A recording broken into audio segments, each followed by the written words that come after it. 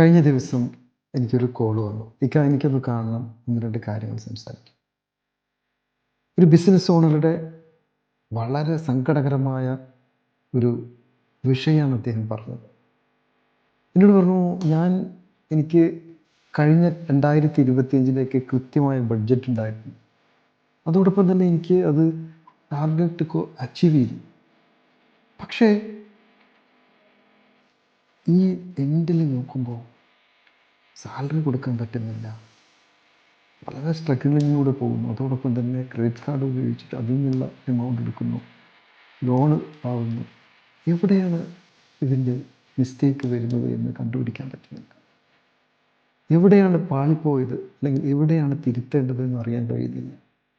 ഇവിടെ നമ്മൾ മനസ്സിലാക്കേണ്ടത് ഒരു പ്രധാനപ്പെട്ട കാര്യം, ഇദ്ദേഹം വളരെ സങ്കടകരമായിട്ട്, വളരെ വിഷമത്തോടു കൂടിയിട്ടാണ് പറയുന്നത്.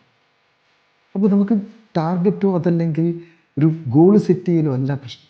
അവിടെ നിങ്ങൾ ആലോചിക്കേണ്ടത്, അവിടെ തിരുത്തേണ്ടി വന്നത് അല്ലെങ്കിൽ ശ്രദ്ധിക്കാതെ പോയത് GSM.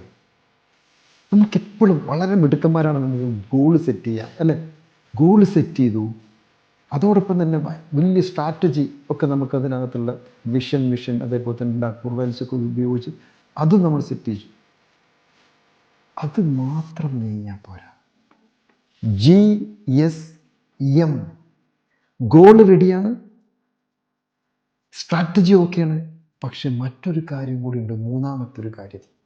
അതാണ് മെഷറബിൾ. എന്താണ് മെഷറബിൾ?